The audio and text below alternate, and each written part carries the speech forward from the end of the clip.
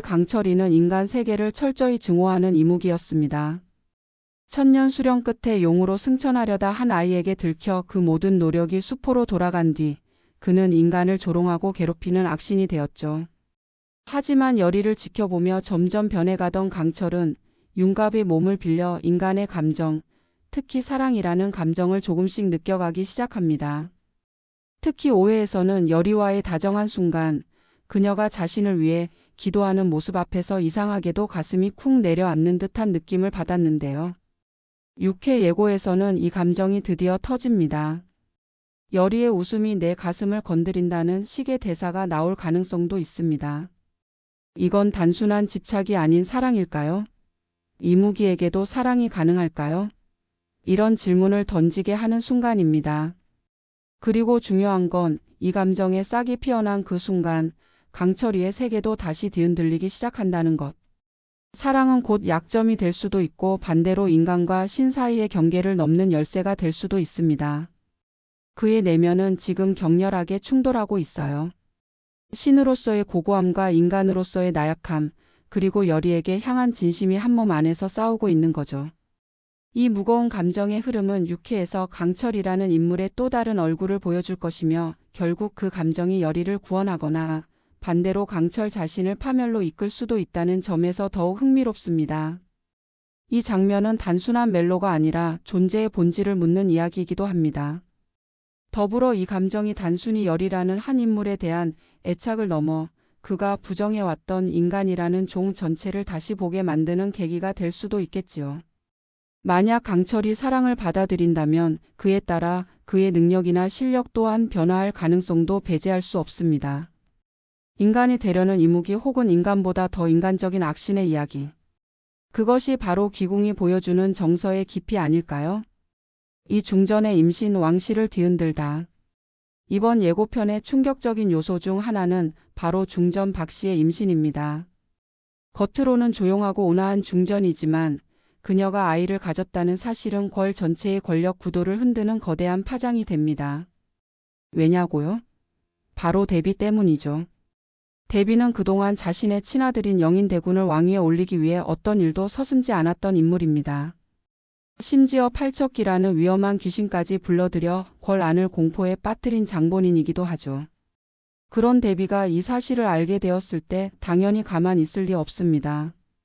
그녀는 풍산과 다시 손을 잡습니다.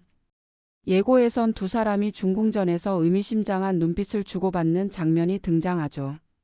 이건 단순한 협상이 아니라 누군가를 제거하기 위한 작전 회의입니다. 그 타깃이 누구일지는 불 보듯 뻔합니다. 중전일까요? 아이일까요? 아니면 중전을 지키려 하는 열의일 수도 있겠죠. 어떤 선택이든 6회에서는 여성 캐릭터들이 중심이 되는 강력한 갈등이 펼쳐질 것으로 보입니다. 특히 흥미로운 지점은 중전이 왕에게 자신이 임신했음을 바로 알릴 것인지 혹은 감추고 있다가 누군가에 의해 밝혀질 것인지의 여부입니다. 만약 대비가 먼저 알게 된다면 그 정보는 무기가 되어 열의에게로 향할 가능성도 있습니다. 열의를 희생양 삼아 이 사태를 정리하려 들 수도 있고요. 여기에 열의가 중전의 안경을 만들며 중궁과 연결되어 있는 사실은 그녀를 권력 투쟁의 중심으로 몰아넣기에 충분합니다. 이 모든 상황이 맞물려 극적인 클라이맥스를 준비하고 있는 것이죠.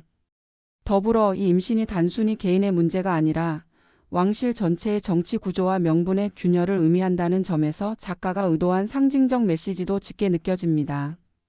과연 이 아이는 희망일까요? 아니면 또 하나의 비극의 씨앗일까요? 시청자들의 해석도 엇갈릴 수밖에 없는 지점입니다. 산풍산의 손이 열의에게 닿다. 풍산이라는 인물은 단순한 악역이 아닙니다. 그는 어찌 보면 드라마 귀궁 안에서 가장 냉철한 현실주의자이자 가장 비정한 권력 추구자이기도 하죠. 겉으로는 팔척기를 숭상하는 맹인 술사로 등장하지만 실상은 궁궐 내 권력 구조를 철저하게 꿰뚫고 조종하는 인물입니다. 그는 단지 귀신을 부리는 자가 아니라 권력을 부리는 자입니다. 그런 풍산이 드디어 열의의 존재를 인지합니다. 이전까지는 열의가 단순한 무녀 혹은 윤갑이라는 검서관과 얽힌 인연 정도로만 생각했다면 이제는 그녀가 왕실의 안녕을 뒤바꿀 수 있는 핵심 변수임을 간파하게 되는 것이죠. 여리는 단순히 원자의 병을 치유한 인물로 끝나지 않습니다. 중정과도 연이 닿았고 대비의 경계선 위에 서 있으며 강철이라는 신적 존재와도 연결되어 있습니다. 그녀는 이제 인간이지만 인간 이상의 힘을 가지려는 자, 혹은 모두의 계획을 엉망으로 만들 수 있는 예측 불가의 존재로 떠오릅니다. 풍산에게 있어 여리는 더 이상 방치해 둘 수 없는 불안한 변수입니다. 그렇기에 그는 여리를 배제하기 위한 새로운 수를 두기 시작합니다. 예고편 속 장명루가 찢어지는 장면은 상징적입니다. 장명루는 여리가 강철에게 받은 일종의 보호이자 신뢰의 증표죠. 그것이 찢어진다는 것은 여리가 강철로부터도 혹은 스스로로부터도 보호받지 못하는 순간이 온다는 의미입니다. 풍사는 그녀의 약점을 노리고 있습니다. 강철과의 감정, 융갑에 대한 그리움, 왕실과의 연결고리. 이 모든 것이 풍산에겐 하나의 무기가 될 수 있습니다. 그는 단순히 귀신을 부릴 것이 아닙니다. 인간의 심리를 파고드는 더 깊은 술수를 준비하고 있을 겁니다. 아마도 여리를 위험에 빠뜨릴 새로운 귀신을 준비하고 있을지도 모릅니다. 혹은 비비와 손을 잡을지도요. 풍산과 비비. 귀신을 도구로 삼는 자와 귀신 그 자체의 만남은 육회의 가장 강력한 시한폭탄이 될 것입니다. 여리의 앞에 놓인 이 위기는 단순한 생명의 위협이 아닙니다. 그녀가 쌓아온 모든 인연과 신념이 흔들릴 시험대일 수 있습니다. 사강철의 동생 이무기 비비 등장. 드디어 등장한 강철의 동생 이무기 비비. 이 인물은 기존의 모든 악역과는 궤를 달리합니다. 그가 가진 실력도 실력이지만 인간에 대한 증오의 밀도 그리고 그 증오를 행동으로 실현시키는 방식에서 다른 차원의 공포를 안겨주는 존재입니다. 비비는 강철의 친동생이자 천년을 함께 수련하며 살아온 이무기입니다. 하지만 용으로 승천하려던 순간 인간의 눈에 띄어 실패했고 그 이후로 인간을 철저하게 이용 대상으로만 생각하게 되었죠. 강철이 융갑의 몸에 갇힌 이후 인간 감정을 이해하려고 하는 반면 비비는 정반대 길을 갑니다. 그는 인간을 감정 없는 재물로 보며 죄악과 탐욕으로 찬 양반 100명의 혼을 잡아먹으면 다시 승천할 수 있다는 신념을 갖고 행동합니다. 그리고 그런 그의 앞에 무녀 여리가 등장한 것이죠. 비비에게 있어 여리는 자신과 형 강철 사이를 갈라놓는 이질적인 존재입니다. 그는 분명 강철이 여리에게 흔들리고 있다는 사실을 눈치채고 그것이 천년의 수련을 망치는 것이라 여길 겁니다. 강철이 여리를 지키기 위해 팔척기와 싸우는 모습을 보며 비비는 분노하겠죠.